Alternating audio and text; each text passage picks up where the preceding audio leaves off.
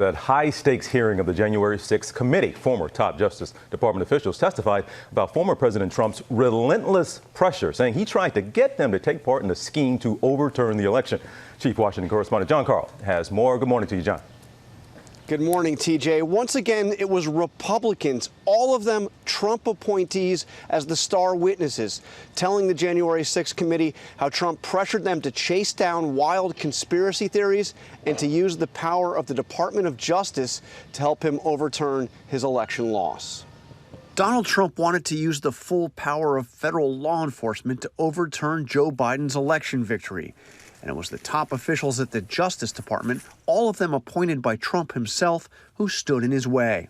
I said, well, Mr. President, you're right that I'm not going to allow the Justice Department to do anything to try to overturn the election. That's true. But the reason for that is because that's what's consistent with the facts and the law. Acting Attorney General Jeffrey Rosen and his deputy, Richard Donoghue, told Trump the department, quote, can't and won't snap its fingers and change the outcome of the election. How did the president respond to that, sir? He responded very quickly and said, essentially, that's not what I'm asking you to do. What I'm just asking you to do is just say it was corrupt and leave the rest to me and the Republican congressman.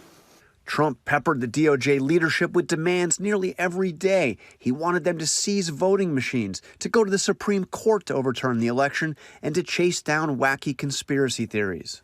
Select Committee confirmed that a call was actually placed by Secretary Miller to the attaché in Italy to investigate the claim that Italian satellites were switching votes from Trump to Biden. This is one of the best examples of the lengths to which the President Trump would go to stay in power. DOJ investigated the claims anyway, finding none of them were true.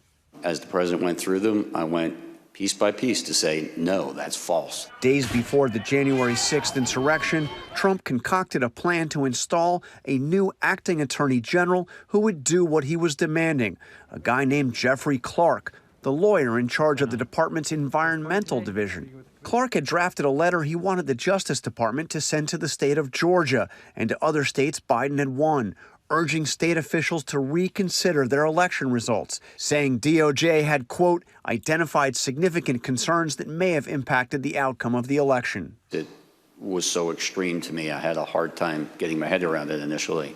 This was not based on fact. The letter's claims were not only false, these Trump Justice Department officials deemed them dangerous. For the department to insert itself into the political process this way, I think would have had grave consequences for the country.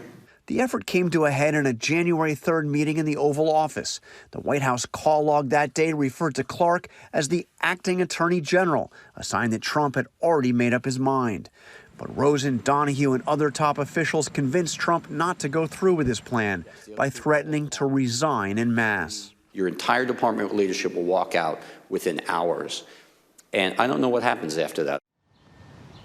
In a sign that the Justice Department is widening its investigation into the events surrounding January 6th, the FBI raided the home of Jeffrey Clark, the official that Trump wanted to make the acting attorney general, on Wednesday.